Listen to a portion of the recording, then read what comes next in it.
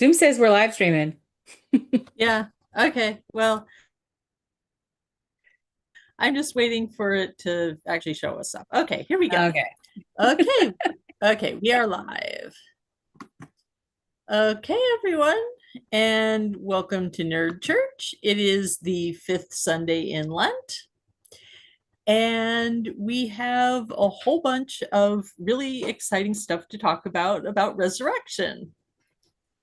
Because it's time to get ready to we're thinking about the resurrection because next Sunday is Palm Sunday and after that's Holy Week, so it's time to get ready.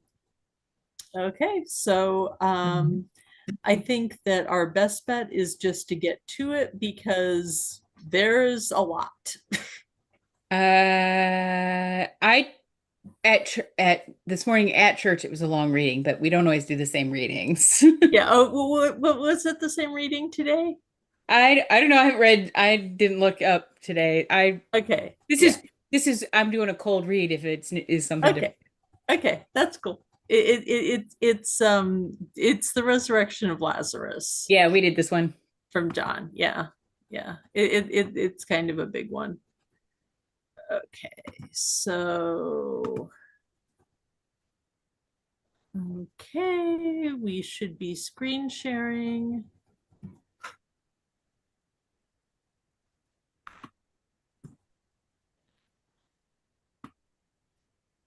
Okay, and we are starting out with Ezekiel 37 verses 12 through 14. Thus says the Lord God, O my people, I will open your graves and have you rise from them, and bring you back to the land of Israel. Then you shall know that I am the Lord, when I open your graves and have you rise from them, O my people. I will put my spirit in you that you may live, and I will settle you upon your land. Thus you shall know that I am the Lord. I have promised, and I will do it, says the Lord. Okay. And then we have Psalm 130, verses 1 through 8. Out of the depths I cry to you, O Lord. Lord, hear my voice. Let your ears be attentive to my voice in supplication. If you, O Lord, mark iniquities, Lord, who can stand? But with you is forgiveness, that you may be revered. I trust in the Lord. My soul trusts in his word. More than sentinels wait for the dawn, let Israel wait for the Lord. For with the Lord is kindness, and with him is plenteous redemption. And he will redeem Israel from all their iniquities. Okay.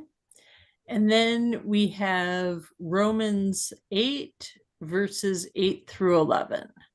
Okay.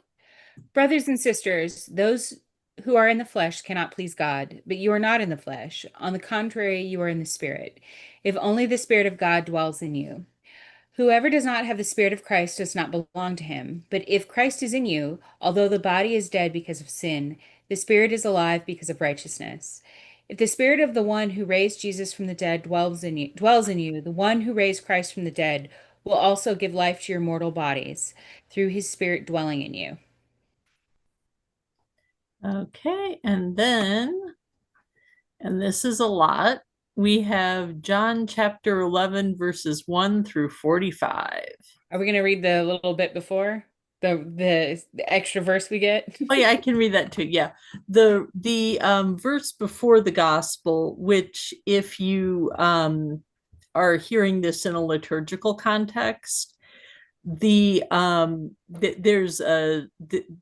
either there Alleluia, Alleluia is either chanted or sung, and then whoever's doing the third reading, either the priest or the deacon, will read out, I am the resurrection and the life, says the Lord. Whoever believes in me, even if he dies, will never die.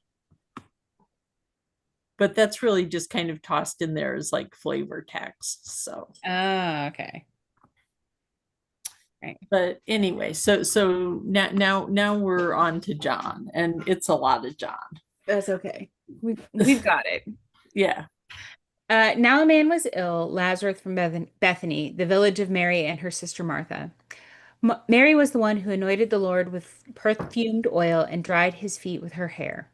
It was her brother Lazarus who was ill.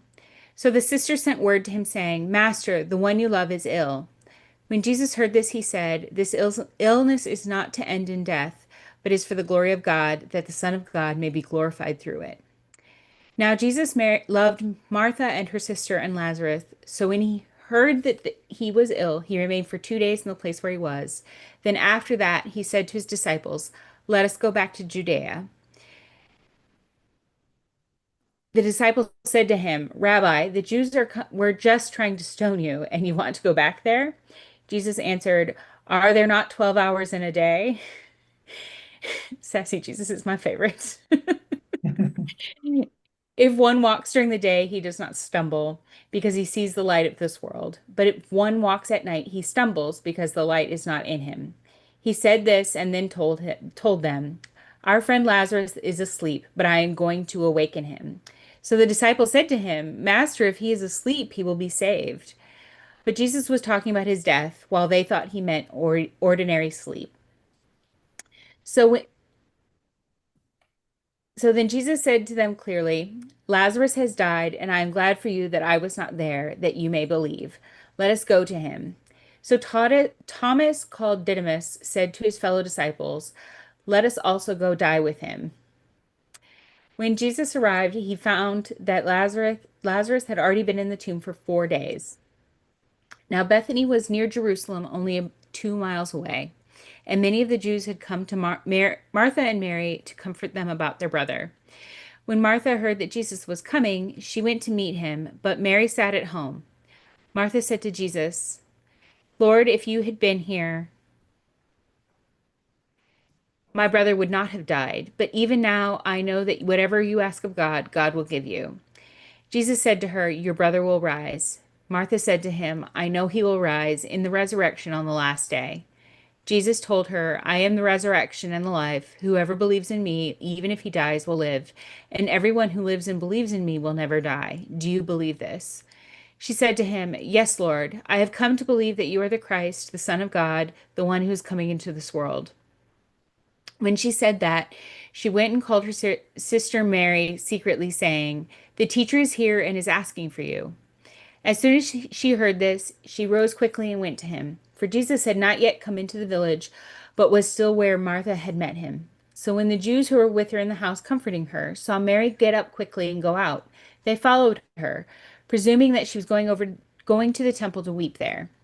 When Jesus came to where Jesus was and saw him, she fell at his feet and said to him, Lord, if you had been here, my brother would not have died. When Jesus saw her weeping, and the Jews who had come with her weeping, he became perturbed and deeply troubled, and said, Where have you laid him? They said to him, Sir, come and see. And Jesus wept. So the Jews said, See how he loved him. But some of them had said, Could not the one who opened the eyes of the blind man have done something so this man would not have died? So Jesus, perturbed again, came to the tomb. It was a cave, and a stone lay across it. Jesus said, Take away the stone. Martha, the dead man's sister, said to him, Lord, by now there will be a stench. He has been dead for 4 days. Jesus said to her, Did I not tell you that if you believe, you will see the glory of God? So they took away the stone, and Jesus raised his eyes and said, Father, I thank you for hearing me. I know that you always hear me. But because of this crowd here, I have said this, that they may believe that you sent me. And when he said this, he cried out in a loud voice, Lazarus, come out. The dead man came out, tied hand and foot with burial bands, and his face was wrapped in cloth. So Jesus said to them, Untie him and let him go. Now many of the Jews who came to Mary and had seen what he had done began to believe in him. Okay. So there we go. We've kind of got all the resurrection stuff there in a row. I always have to say out of the bat, like Amanda said, like sassy Jesus is the best Jesus. Sorry, are there not 12 hours in a day? Are there not 12 hours in a day? Like, yeah. And I also just love it when Jesus says something and the disciples are like, oh, Lazarus is taking a nap. And Jesus is like, no, he's No. dead. I'm going to resurrect him. You like, That is always my favorite thing about the disciples is the number of times Jesus is like says something to them and they're like, "Oh, well he means this clearly." And you're like, yeah, does he? Does he I've read really? this story before and no, that's not what he meant." Yeah, yeah. And well, and also, what anyway, I don't want to get too far ahead because when um but there are like a couple of points in the text that I want to get that I want to point out specifically that a lot of scholars are pretty sure are actually were not in the original manuscript, that are actually pieces of commentary that got folded into the text by later scribes.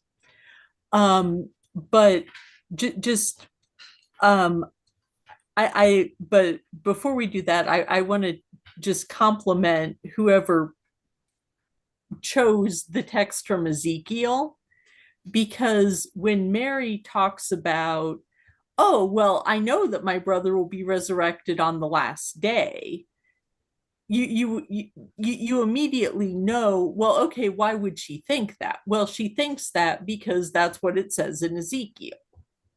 So, and we can talk about whether or not that would be like the historically correct interpretation of why Mary would think that. But kind of within the readings, it's making a really tight case for, okay, this is how resurrection was understood in the Hebrew Bible. This is how it was understood by Paul. This is what's going on in the Gospels.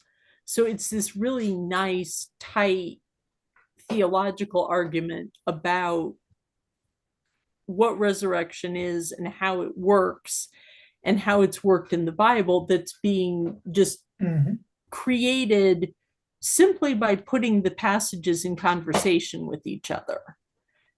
And I always appreciate it when the lectionary does that, because it really shows, I think, the value of this kind of comparative project of just like, okay, let's just put all these texts into conversation and see what shakes out. That I always think is a lot of fun to do.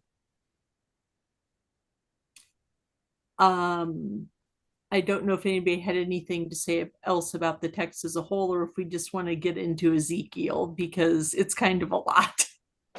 I don't know. I'll give you a joke. It's not really. It always makes me think of the mummy meme. Death is just the beginning. But that's because I'm a millennial American.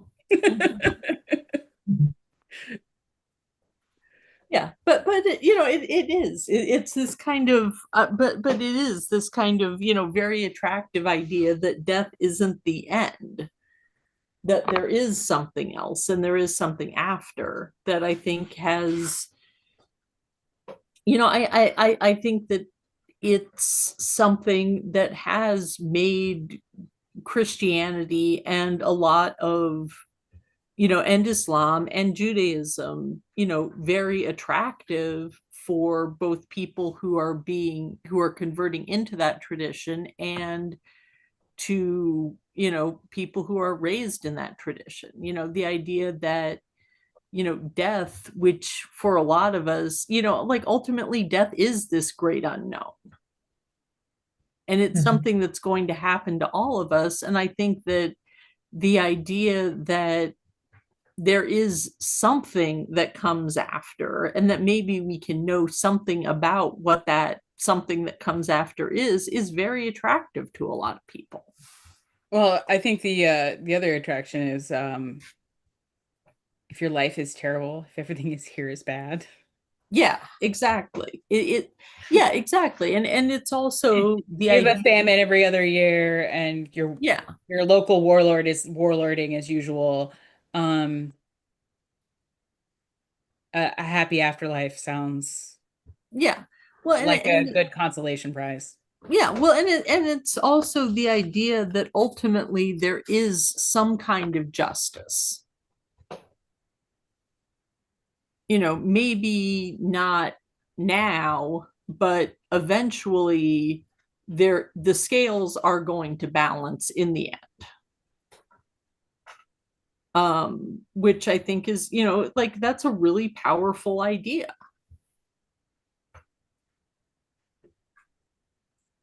And certainly one that has made a lot of people feel, given a lot of people the what it took to get through some really terrible situations. Mhm. Yeah. Okay, so Ezekiel and resurrection. Well, as we have mentioned before, the book of Ezekiel was, it tells the story of the prophet Ezekiel in the Babylonian exile. So that's roughly the 6th century before the Common Era. And here in this passage, he's advised by God. So we're reading the last part of the vision of the dry bones.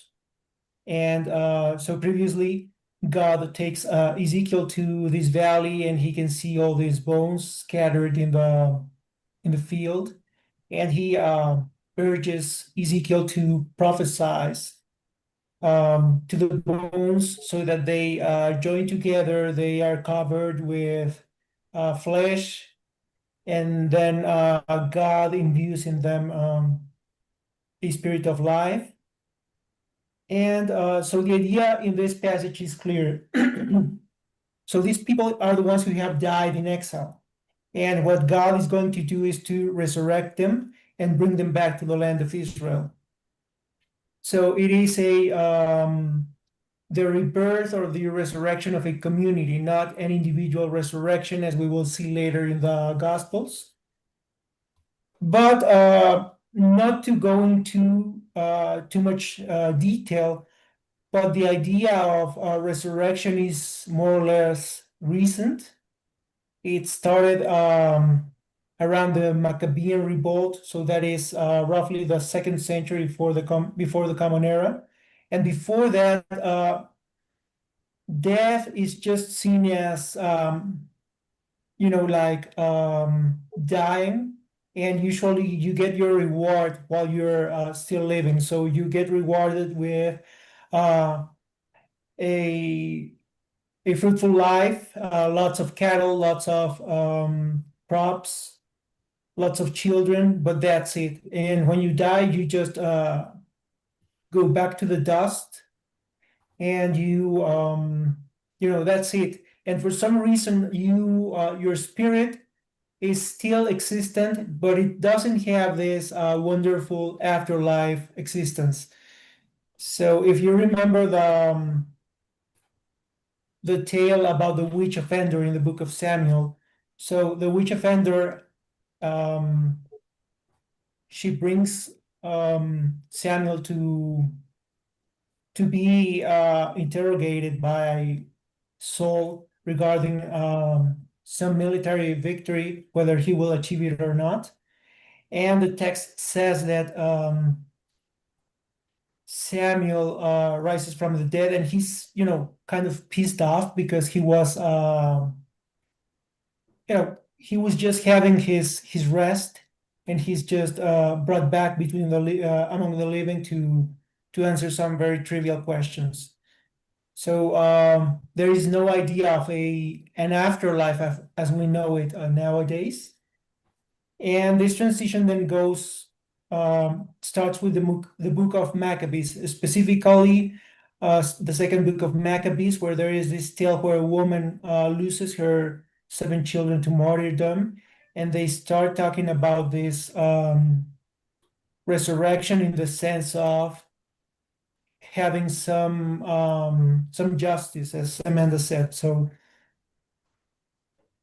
Yeah. and then this is taken back. This idea is taken back in the book of Ezekiel, where in Daniel 12 they say, multitudes who sleep in the dust of the earth will awake, some to everlasting life, others to shame and everlasting contempt. And just before the live stream, we were Katie and I were talking about the idea of the resurrection of the dead in Judaism, and despite the term being widely used in rabbinic literature specifically, there is actually not a clear-cut definition on what the resurrection of the dead consists of. It is until medieval times when you get full Jewish treatises describing how the resurrection of the dead would be, and perhaps they preserve some very old traditions, but we just cannot date them with precision. And there is an interesting passage at the end of the Mishnah, this text which we have talked about, which we have mentioned before, which is a legal code from the beginning of the 3rd century. And I want to read to you a passage ascribed to Rabbi Phineas ben Yair, and it says, Torah study leads to care in the performance of mitzvot. So those are the commandments. Care in the performance of mitzvot leads to diligence in their observance. Diligence leads to cleanliness of the soul. Cleanliness of the soul leads to abstention from all evil. Abstention from evil leads to purity and the elimination of all base desires. Purity leads to piety. Piety leads to humility. Humility leads to fear of sin. Fear of sin leads to holiness. Holiness leads to the divine spirit. The divine spirit leads to the resurrection of the dead. So the last part is so what he's describing here is a path, the righteous path a person should follow in order to achieve resurrection. And then so the interesting thing is that here the translation speaks of the divine spirit, but in Hebrew it would be Ruach HaKodesh, which is the exact equivalent of the Holy Spirit. But in the Jewish tradition, Holy Spirit is a kind of prophecy, a level of prophecy. And then, so the interesting part is that holiness leads to this divine spirit, and then the divine spirit leads to the resurrection of the dead. And I find this idea interesting because that would mean if we were to, to fit this idea back into the gospel context, we would be able to understand that perhaps some communities, some early Christian communities would interpret that when the Holy Spirit descended to Jesus, that's when he resurrected. So resurrection is not actually a bodily or even a spiritual resurrection, but it is more like a spiritual awakening in that sense. So I found that interesting, and let's see. It's it's also really interesting to me how you kind of in this passage from Ezekiel, you have this very early shift to seeing the resurrection of the dead as a reward and ultimately a good thing. Because, for example, now, of course, this is, way too early to have like a direct influence, but it just kind of, I think, shows sort of culturally where these things start is the in the Babylonian text, Ishtar's descent to the netherworld. one of the things that she threatens to do, and it's a threat, is to like resurrect the dead so that the dead will outnumber the living, and then it's going to just sort of throw the whole world into chaos. Mhm. So, kind of at this, and actually the Babylonian idea of the netherworld is very similar to sort of the very earliest Jewish conception of the netherworld, as it's the house of dust. It's the place where the dead just sort of go and they sit. And it's actually worth mentioning that those ideas then sort of inform the Christian idea of limbo, that there's essentially a place where certain souls go and they just kind of exist, and they're not being punished, but they aren't being rewarded. They're just kind of there. It is very, very much is coming from, a very, very old tradition. And then in Ezekiel, and some scholars will argue that the idea of resurrection as a positive is originally an Egyptian idea that kind of takes over in the Mediterranean as a whole. The idea that there will be some kind of bodily resurrection, and that bodily resurrection is a reward. And that when the body is resurrected, that it will be like somehow a perfect body. And that this is kind of what happens at the end of time, is an idea that takes a lot of time to develop. And it's sort of interesting to see how it starts out with Ezekiel saying, okay, there's going to be this collective resurrection when all the exiles come back to Israel. Mhm. Yeah, and yeah, so it is a continuation of the tradition in that region, and of course, it has to. I'm not sure how I would. Of course, this is just my interpretation, but I guess that people were not satisfied with that kind of belief. So the idea starts evolving towards this divine compensation or divine justice. But perhaps now going to the rabbinic interpretation, so it isn't actually defined. The concept exists, but you do not get a clear-cut definition of how the resurrection will take place. And there's even a discussion in the Babylonian Talmud where some rabbis take the stance that the vision of Ezekiel is just allegorical, and then some take it literally. Some even claim that the people who were resurrected in that episode were, lived, they got married, they had children, and there's even this rabbi who kind of scoffs at the idea of the resurrection being allegorical, because he claims that he is one of the descendants of the people who were resurrected, and he brings as proof the phylacteries, the tefillin, the little boxes they put in their forehead and the arm, and so he's claiming that actual bodily resurrection takes place, while some other rabbis say that even though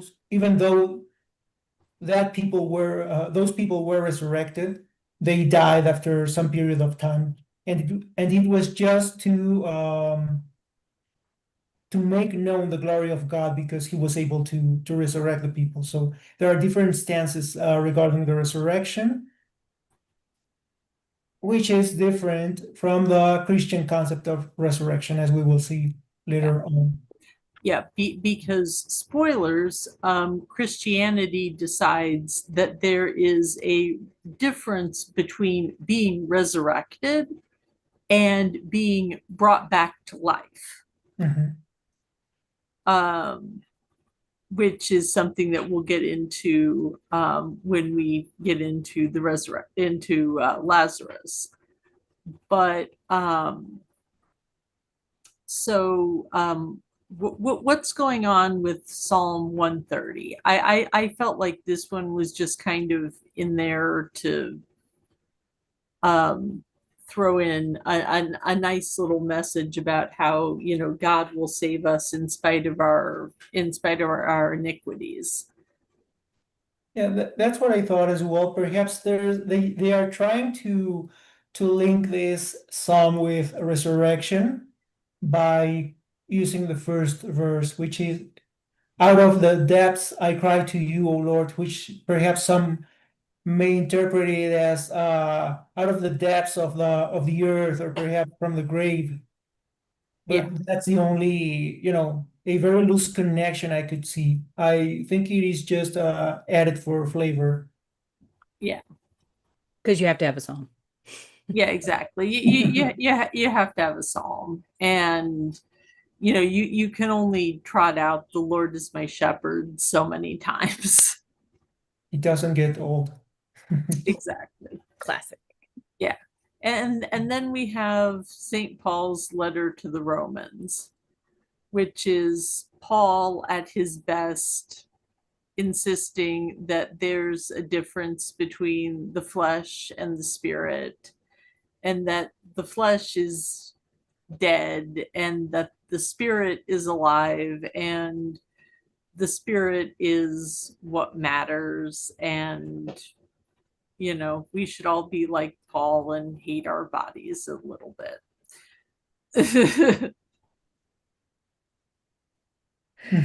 Poor Paul. But I said poor Paul.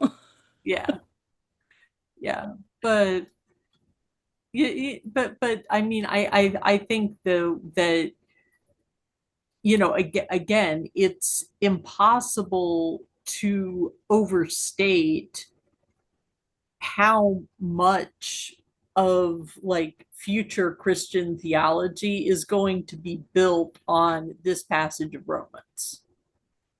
Because once you've decided that the human person is composed of a body and a spirit, and that the spirit is ultimately what matters, um you know, there's all kinds of things that flow through that, you know, and you know, and some, you know, some of which are have been very positive, you know, in the sense that if what's going on with your body doesn't matter, then it doesn't matter if I have a female body, or if my skin is a certain color, or if I'm, you know, short, tall, what my physical characteristics are.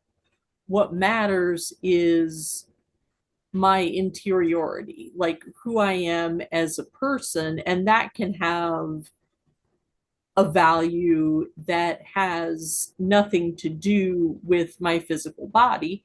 And, you know, like as somebody who has, you know, had a lot of things, you know, happen with my physical body, you know, cancer is not fun, people.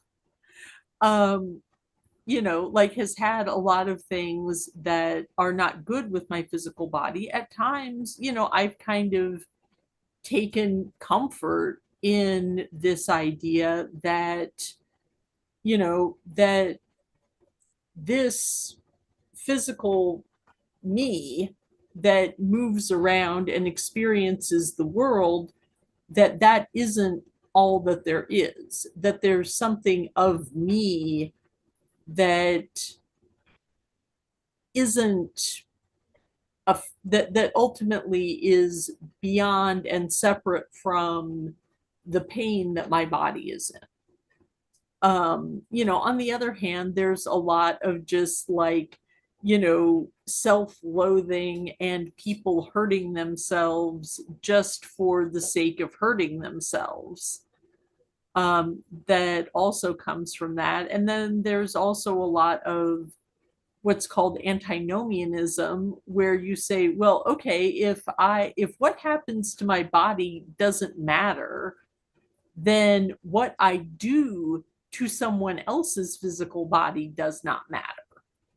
And once you decide that, you're beating people for their own good, or setting them on fire for their own good, or, hitting babies with plumbing supply line for their own good, um, that can become hugely problematic. And, that's in Paul too. And I think that but at the same time, I think that it's also important to acknowledge that with this mind body separation thing, there is a good version of that. I have a Right? great example. Yeah. I have a great example. Okay, go for it. I read a book by a trans man from China, Mm-hmm. and it's incredible. I swear I cried every other page. It was wonderful, well written, very moving. Would you mind sharing the author and title, please? I know that there are books behind me, but there are bookshelves in other rooms. I'll be back. Okay. So sorry. It's just whenever someone has a really great, like, this book changed my life kind of thing, I think that it's always important to share, what that book is and how it changed their lives. Mhm. Mhm.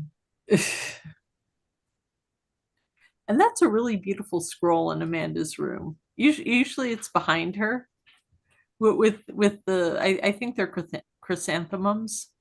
Um, Peonies. Peonies. Okay. Peonies. Yeah. It's a very classic Chinese um motif. Yeah.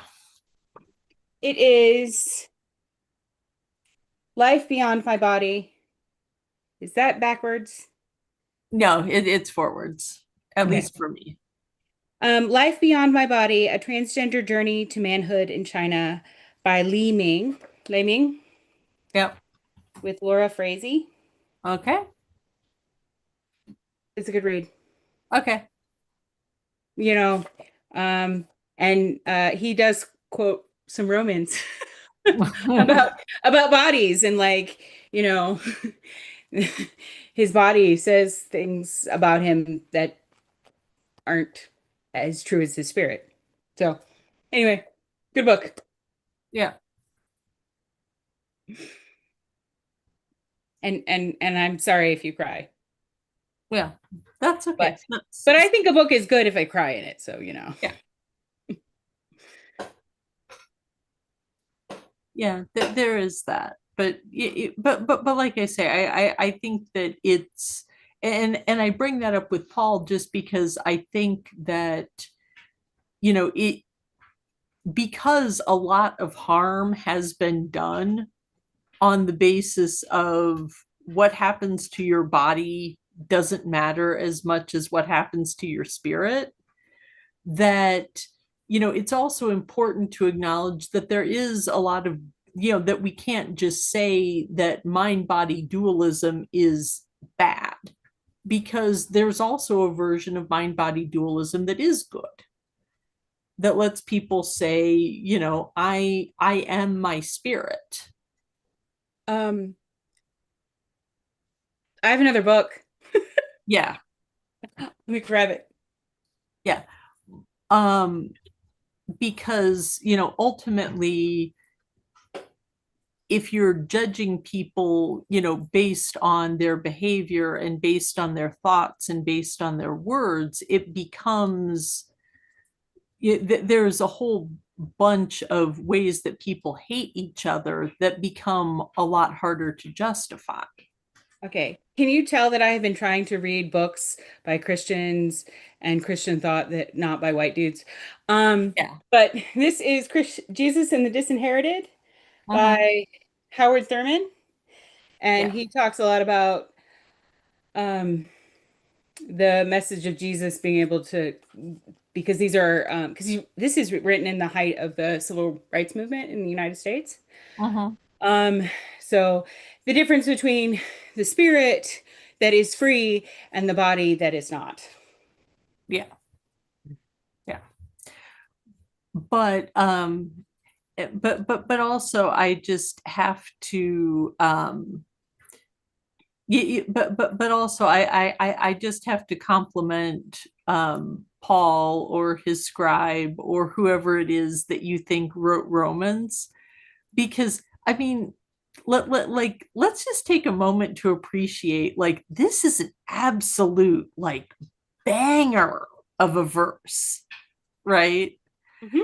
I mean, like it like it just like it just flows, like I just have to, like, um those who are in the flesh cannot please God, but you are not in the flesh. On the contrary, you are in the spirit, if only the spirit of God dwells within you, right? And if you're, and I mean, I've got to say, like, there's kind of an element of, like, okay, it's, you're sitting in church, it's the fifth Sunday in Lent, right? You've been fasting, you've been praying, you've been giving to charity, if you've been doing all the things, and you hear, you're not in the flesh, you're in the spirit, there's kind of an element of, good job, like, like like, you there sitting in the pew, you are in the spirit, you're doing a good job, keep it up.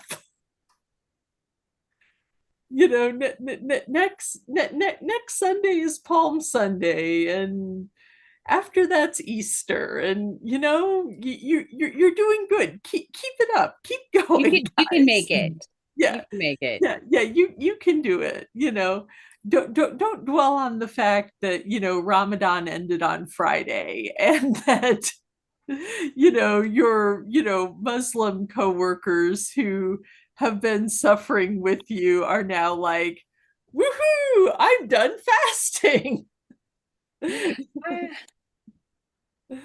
And you're like, yeah, I've got a I little got, bit longer. yeah, I got 2 weeks left. Oh yeah, I can drink water during the daytime. Maybe it's not as bad. I think so, probably. Yeah, yeah. Well, although Muslim fasting, because I spent several months living with a Muslim family in India about 20 years ago, and I was actually there during Ramadan, and I just kept the Ramadan fast because, frankly, it was easier. And fasting all day is really only possible if you get up at like 4 in the morning and have a really big breakfast, and you drink a lot of water and you hydrate. And then, you can get through the fast pretty well. Um, but yeah, if you don't have a big breakfast beforehand, it's like not happening. Like the fact that anybody can make it through the Yom Kippur fast is just, has my total respect, because 24 hours with no food or water is that's hardcore. Like, that's as hard as it gets. Yeah. But yeah, so, but yeah, but Paul has done a lot of fasting, and he made it, so we can too.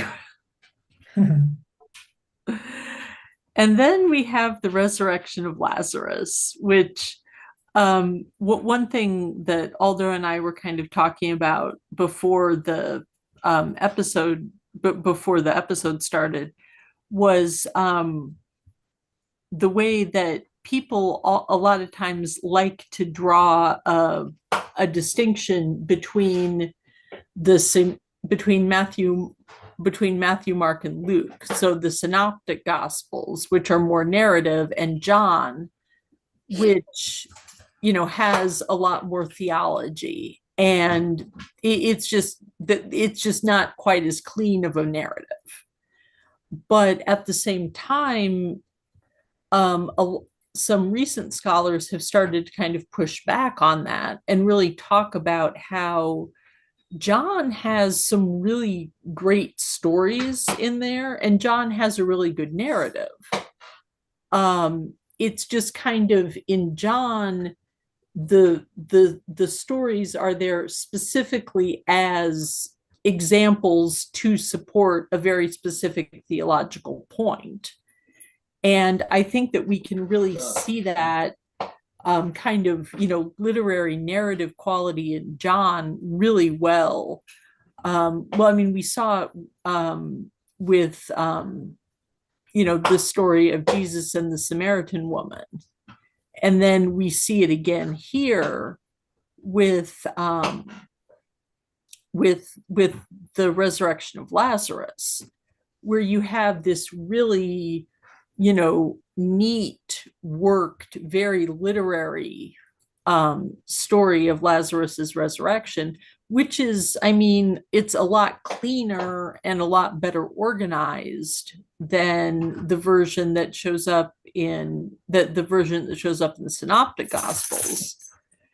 And it's also, interestingly, it happens at a different point, because in John, Jesus's arrest happens almost immediately after the resurrection of Lazarus, whereas in the Synoptic Gospels, it gets moved earlier in the story, which it is something that people have had to explain in a whole lot of ways, especially since John, you end up with a 3-year ministry, and with the Synoptics, it sounds like a 1-year ministry, which kind of the classic apologetic explanation for that is that the Synoptic Gospels are mainly focusing on like the final year of Jesus's ministry, whereas John is whereas John is like touching on all 3 years. I'm sorry. It literally, all of them have Jesus calling the disciples and stuff like that. Yeah. Clearly stuff that is beginning of the. I'm sorry. Yeah. I'm not going to crash out over this. Yeah. But I mean, and I think that the the less apologetic version of that is that obviously at a certain point they're kind of become the Jesus stories that are the most well-known, the most attractive, that have been told the most often, that that everybody has to include in their gospel, but they're all including different versions of them, and they're doing it in different ways and for different purposes. Because the models for the composition of John all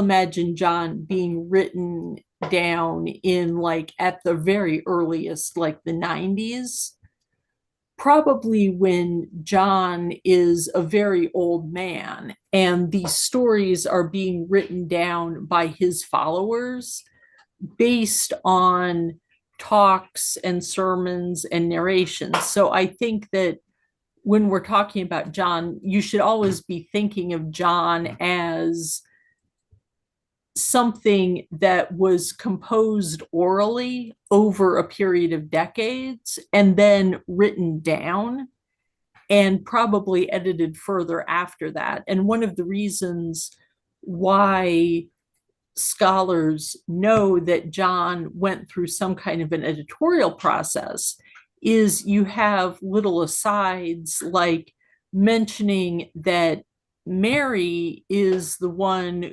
who anointed Jesus's feet, which in the narrative of John, that actually happens after the resurrection of Lazarus. So the only logical explanation for that, and this one is actually borne out by manuscript evidence, is that originally that mention of, oh, this is who Mary is, was written as a gloss in the text by a scribe. So it's, Mary, and then somebody noted, okay, this is Mary of Bethany, as opposed to the other Marys that are in the text, right? It's not his mom, it's not his cousin, it's not blah, blah, blah, it's this Mary. And then later on, another scribe just copied that into the text. And eventually that became the dominant version, simply because it was useful to people to have an explanation of, oh, this is which Mary that is. Now, there's also some scholars who think that Martha, because some of the earliest versions of John don't actually mention Martha by name. So there's actually some debate over whether Martha was whether the name Martha was given to an originally nameless sister, or whether the person who wrote John was dealing with versions of the story, because it's like you have Martha goes to see Jesus, but then they go back to the house because that's where Mary is. Mm-hmm. That basically there were two versions of the story. And to explain the kind of people moving around, where exactly did Jesus meet Mary? That they just said, oh, well, that was Martha. There's also, though, an argument that basically, yeah, it was always Mary and Martha, and that just some versions of the text kind of edited out Martha, and then Martha got put back in. They don't go back to the house. What? They don't go back to the house. Well, no, it's Martha does. Martha goes back to the house. Yeah. That's what I mean. Okay. Is that Martha goes out to meet Jesus. Yeah. Right. And then Mary is elsewhere, and then Mary goes to see Jesus. Yeah. Yeah. And basically this is a story with a lot of but basically this is a story with a lot of characters and with a lot of moving parts. Yeah. I always think it's interesting that this is not the Mary and Martha story we ever get. No. We have two stories of these sisters, and we only ever hear the other one because it's always like badly done. But while you're caring for your home and your 6,000 children, you're supposed to also like spend time with Jesus. Um, it's never helpful. But it's interesting to me because Mary is always supposed to be like the example, but also like secretly Mary's supposed to be, Martha is supposed to be more of an example. But Yeah. Martha's the one who runs first. She's like, Jesus is coming? All right. Yeah. Yeah, and I think that and that's a really good point, is that there's this like tradition of like, Martha is the worldly sister. Martha is the one who maybe doesn't have as much faith or as much focus in Jesus. Whereas in this passage, it's obvious that both Martha and Mary have a great deal of faith. Right. Martha's just like, I have so much faith and it didn't work out how I thought it was going to. We need to talk about it. Yeah, exactly. Yeah. Like, don't even come into town. I meet you wherever you are. Yeah, exactly. And and it's, but you're right. It is that it, and again, it's kind of showing how, there was this sort of network of women around Jesus who were some of his most important followers, that there's a tendency to just kind of erase that. And in that sense, kudos to the people who put the lectionary together, right? They gave us, they didn't just put the focus on Lazarus and his resurrection. They gave us the whole story and gave it time to breathe, and really showed, Jesus in relationship to these two women and to their family. um I will mention that that there is a tradition, because in the Garden of Gethsemane, and we'll see this in a couple weeks, but in the Garden of Gethsemane, when the young man gets his sindon, which is just the Greek word, just means like it's literally like sheet, right? It's a length of fabric that can be wrapped around the body to make a garment in a number of ways. And there's actually a tradition that, as people are trying to identify, okay, who's the young man in the garden, right? Is it John? Is it an angel? Is it? And one of the nominees has always been Lazarus. And the story is that basically Lazarus just is kind of, for the rest of the his appearance, is just going around wearing nothing but his shroud, to show that like he's the one who got resurrected. So he's just hanging out in his shroud, and that's why he doesn't have anything. That's why he's naked when it gets pulled away, which is kind of like, okay, you think you're goth? Are you as goth as a dude in the first century who got resurrected from the dead, who spent like a month walking around in his shroud, hanging out with the person who resurrected him? No, you are not that goth.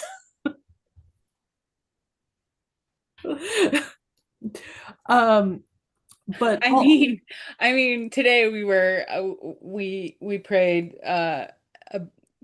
drink the blood and eat the flesh of your son.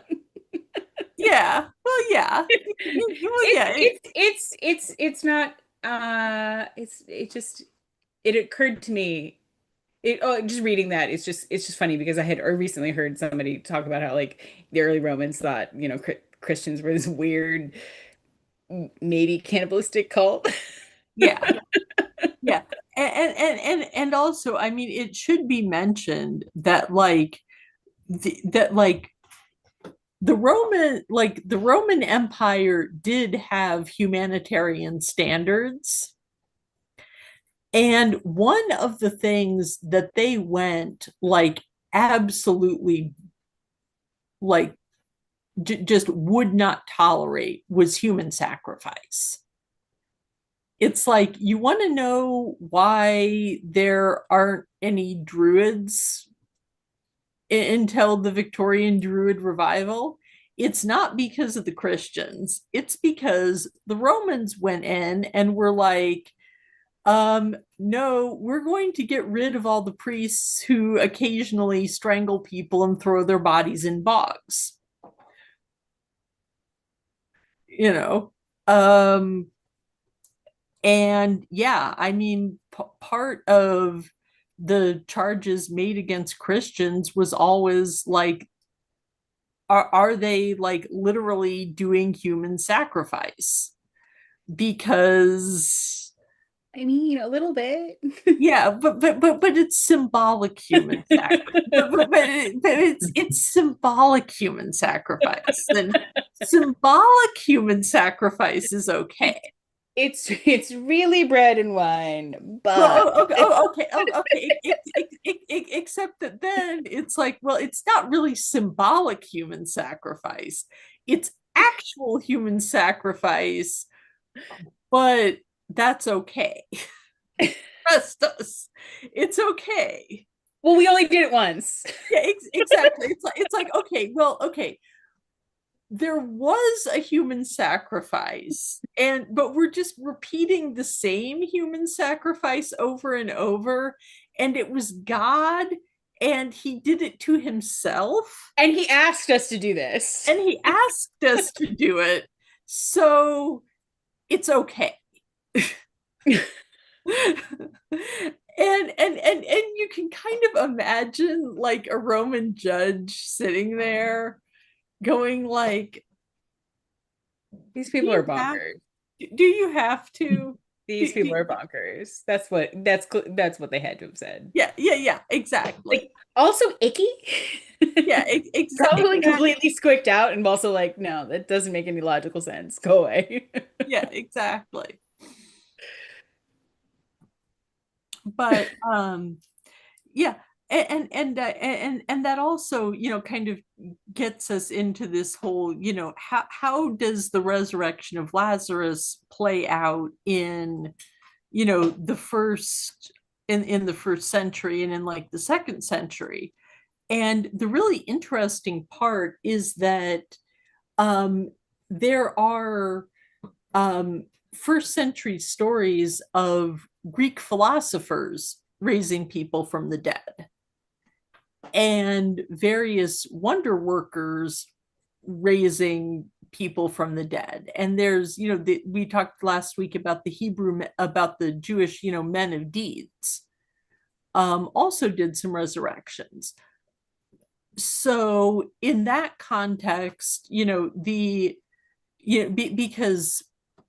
now when, we aren't accustomed to the idea of people being resurrected from the dead, there's a lot of tendency to try to make that into a unique miracle of Jesus, when the fact of the matter is that in that time and in that place, if your candidate for the Messiah, or, this is the Son of God, this is God, and you didn't have a really good story about how Jesus resurrected people from the dead, like nobody would have joined your religion. Because, resurrecting people from the dead was just something that happened sometimes. And that's but what they do is, because there was a Zoroastrian tradition that is also in Islam. So presumably it was kind of just in the atmosphere of the Near East in general, that the spirit sort of stays with the body for 3 days after death. And that's why Lazarus gets resurrected on the fourth day, because at that point it has to be it's not a regular resurrection, right? This would take like an actual miracle. This would take an actual act of God. And that's what makes the resurrection of Lazarus unique.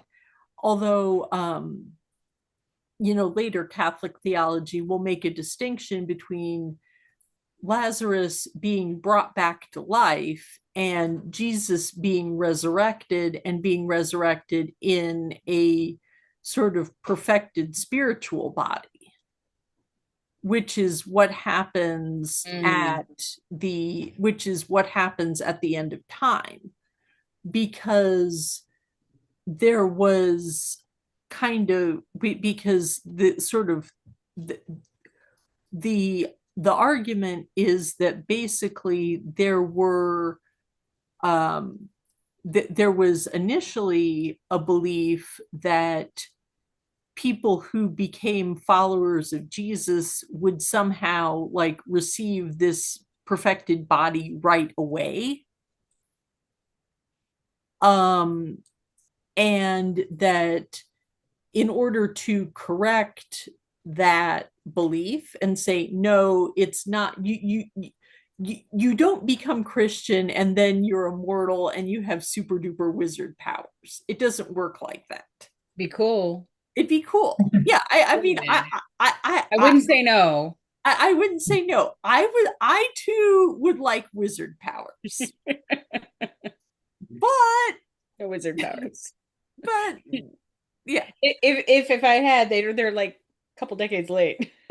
Yeah, exactly. It's like, yeah, but you know, like but I mean, like seriously though, there are like plenty of stories about saints doing mysterious healings, or a saint asks God for something and they're more likely to get it, right? So I'm not saying that the idea of wizard powers is entirely absent.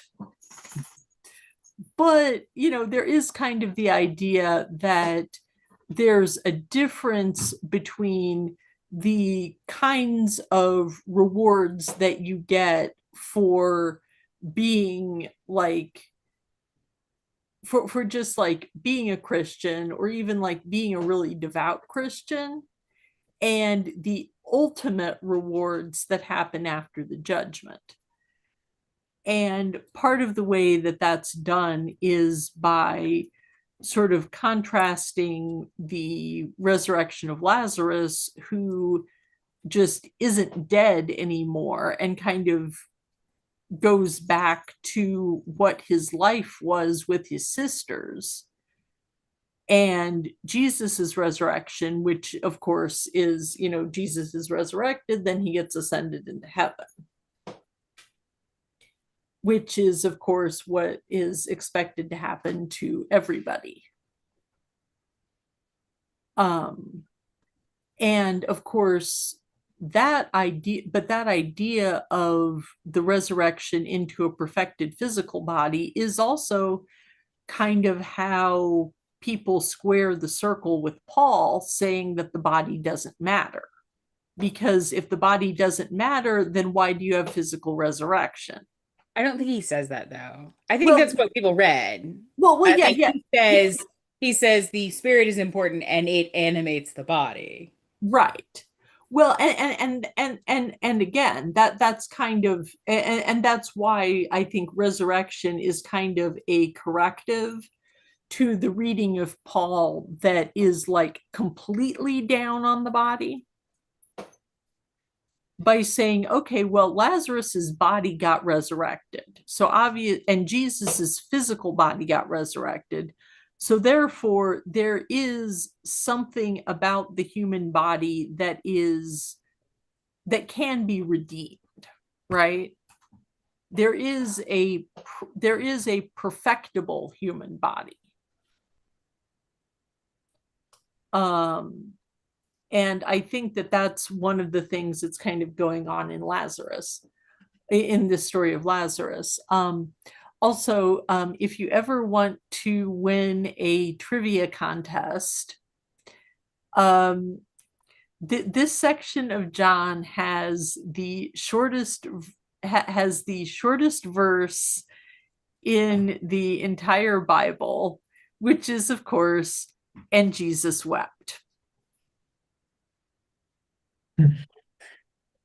That's a classic. Yeah. So if anyone ever asks you what is the shortest verse in the Bible, now you know. And it's in John 11. Yeah, it's in John 11. John 11, Jesus wept. But and also and of course, you know, too, it's like, but it's not just trivia either, because when you have, you know, some of the early Christian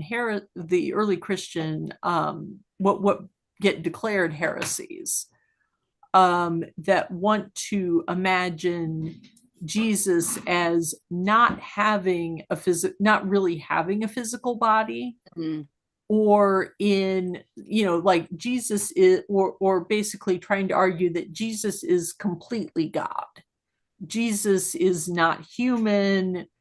Either he doesn't have a human nature, or he doesn't have a physical body, or however, there were several ways of making the argument and imagining how Jesus was functioning, but that basically would point to this verse in John, right? And say, no, Jesus wept, right? I mean, his friend was dead, and his friend's sisters were, in their period of mourning, and and the friends of the family had all gathered around him, had all gathered around the family to mourn. And Jesus, even though he knows that he can, fix the situation by bringing Lazarus back to life, Jesus wept, right? He felt that grief, he felt that loss, because he knew that in that moment, his friend was not alive. And his friends were suffering because their brother was dead. And also, I should mention that one of the this also gets brought up because this was kind of the period where the Jewish custom of sitting Shiva was starting to take place, or rather was starting to like become codified. Because in modern Jewish practice, there's the custom that when there's a death of a close relative, that the family will observe a period of ritual mourning that lasts for a week. And that's when, various friends and more distant family will come in and pray with them and comfort them. And a lot of scholars of early Judaism will look at this description of a family in mourning in John and say that, okay, this is a piece of evidence that in the first century there was starting to be some kind of a custom of the family sitting and mourning for their deceased relative, and then their friends gathering to comfort them. And so that's kind of just sort of an interesting way of thinking about the way that the biblical text kind of preserves this like interesting slice of what was going on in first century Judea, in a way that can be just useful to kind of go back and say, okay, what does this what did this look like what does this world look like? That's tremendously interesting. I just wanted to point out too we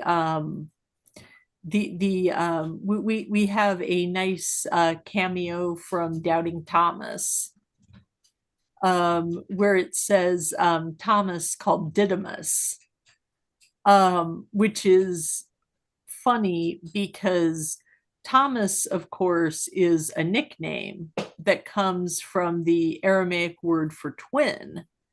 And then Didymus just means twin in Greek. So twin, then also called twin. Yeah. Mhm. So it's basically So it's basically showing that what did they call it there? That's what I want to know. Sorry, I know we don't have an answer to that, but I want to know what they called Thomas's brother. Yeah. The Well, first. yeah. Well, actually, Pete repeat. yeah. Well, and that actually brings up an interesting point. In the European Middle Ages, because we actually at that point like start having like actual like parish records that are recording baptisms. And statistically, and like so anyway, statistically, like people named Thomas were like more like were very often one of a set of twins. So you would have like Richard, and then his twin brother would be named Thomas. So the second. And yeah, and the presumption by historians who study naming patterns, although obviously you can't prove it, is that obviously this was a time period when you wouldn't necessarily know that someone was pregnant with twins. So therefore the baby's born, well, you've been planning on naming, okay, well, if the baby's a boy, we're going to name him whatever, right? And then you have this second baby boy, and the priest goes, well, in the Bible Thomas means twin. And everybody goes, okay, let's name the baby Thomas. That's one heck of a name, I have Yeah. to say. Yeah. It's Robert and his twin. Yeah. Yeah. But also named after Thomas the Apostle, who it's still a solid biblical name, regardless. True. Which you said, like, and again, coming back to our love for sassy Jesus, like I have to imagine like Jesus as like a nickname guy, right? Because I mean it's like The Sons of Thunder. Yeah, you have the Peter. Yeah, Peter. Yeah, exactly. Yeah. Well, and also there's now like a really good argument that is becoming increasingly accepted by scholars, that Mary Magdalene, that it's Magdala is the tower, right? So it's like you've got like Peter the Rock, Mary the Tower, the Sons of Thunder, twin.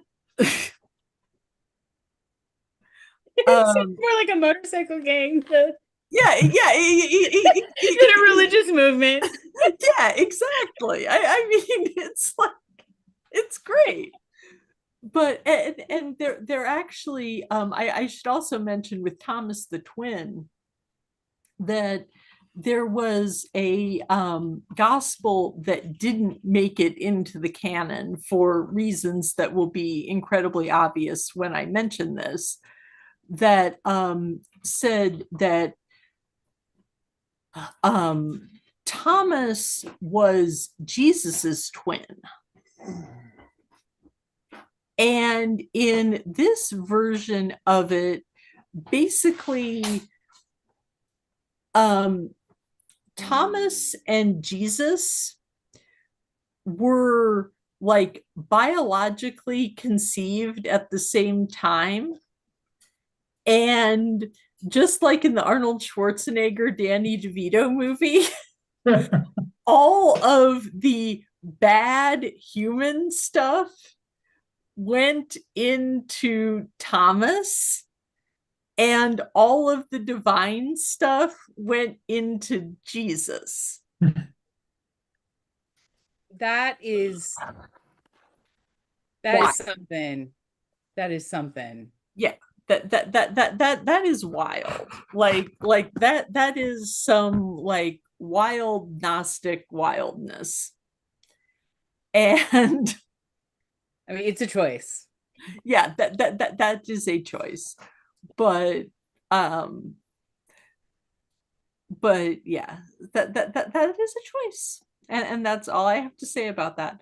But the point is that, we have um this really wonderful passage that I think, lets us see Jesus, simultaneously at his most human and his most divine, like doing one of his like real, like just, if you saw this happen, you would have to like, I mean, I'm sorry, but like the text is right, because if I was standing outside of somebody's tomb and I knew that that dude was dead, I had seen him go in, I'd been sitting with his sisters, and bro walks out still in his shroud.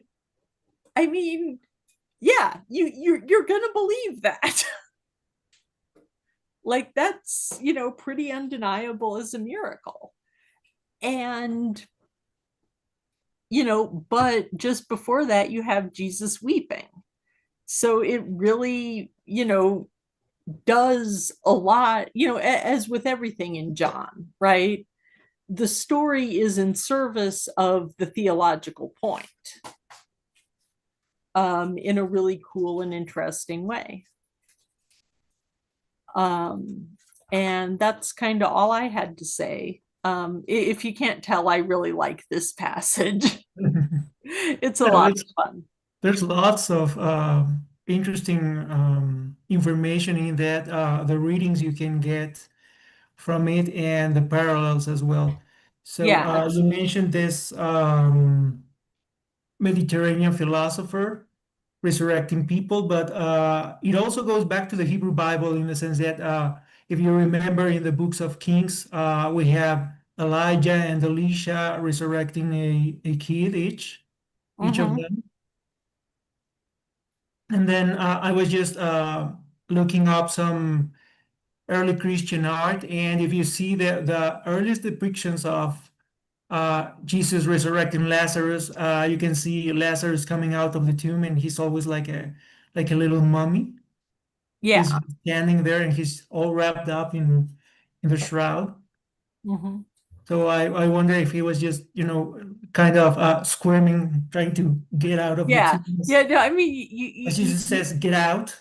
yeah. Well, it's like you kind of imagine him like, is he like kind of like having to like jump because his Mhm. feet are tied together? Exactly. Or, is it like, the joke where it's like, somebody gets their shoelaces tied together Mhm. and then they stand up and they trip? Does he hop out? Yeah, yeah. I have questions.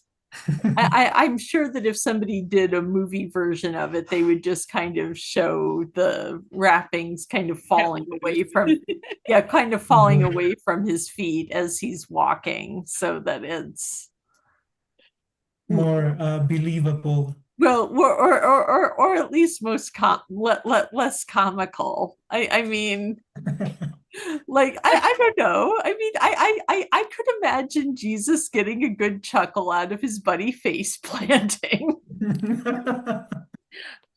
Bunny hopping his way out of the tomb. Yeah.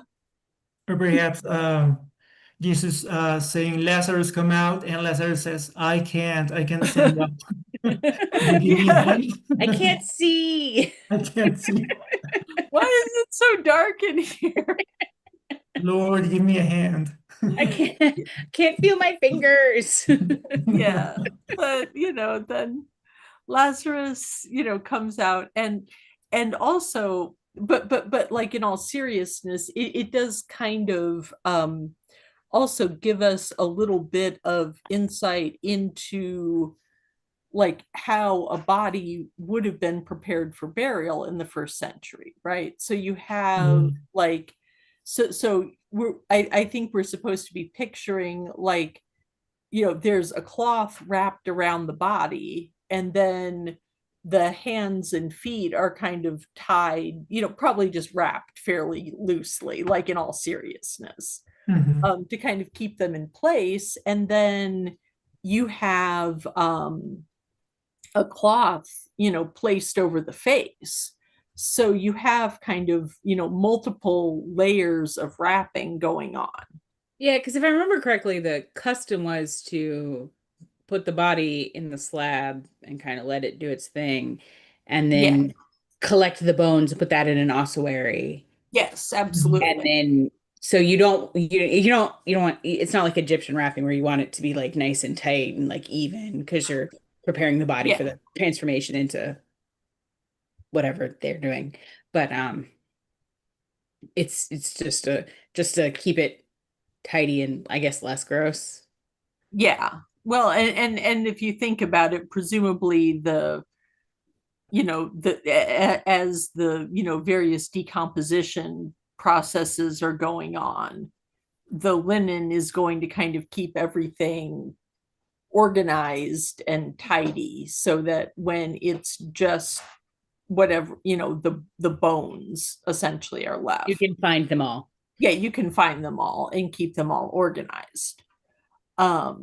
But which of course is a problem for, the whole Shroud of Turin thing, which we'll probably have to touch on later.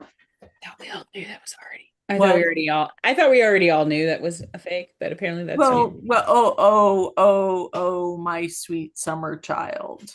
There are, in spite of the fact that there is a great deal of very good scholarly research, much of it actually, in fact, the definitive work on it was actually like done by a like Catholic who also teaches theology at a university in Turin where the shroud is.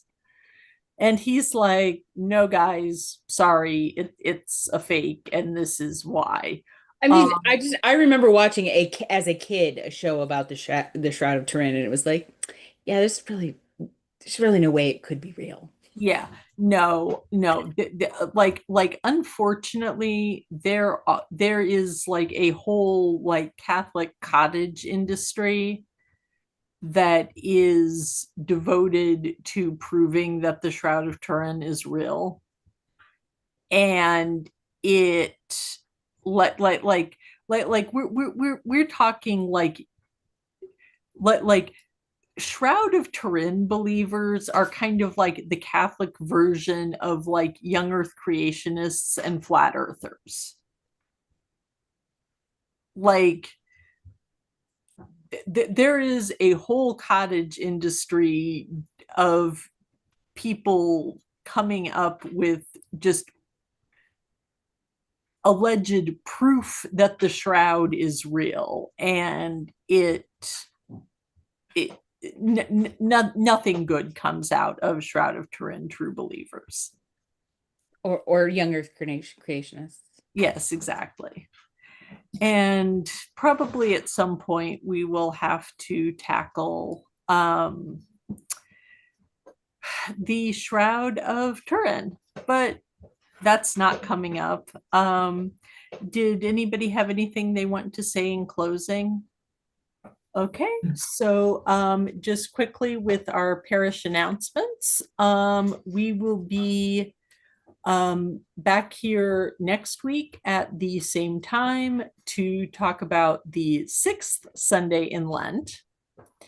And then at 3:30 Mountain Standard Time, you figure out whatever time that is in your time zone. We will be, because I only run on Arizona time. And I don't live in the Navajo Nation, so I don't need to change. But we will be getting together to discuss the Pachamama debacle, because it's come back up. Pope Leo has been accused of idolatry. Um, and but in order to fully understand that, I think we first need to get into the original Pachamama debacle, which involved Pope Francis. So there's a lot. It's going to be fun. Particularly since the allegations against Leo are coming from John Henry Weston, who has already in his "I'm just asking questions" style trying to convince the College of Cardinals to depose Leo and appoint a new pope. Spoilers, that ain't gonna happen.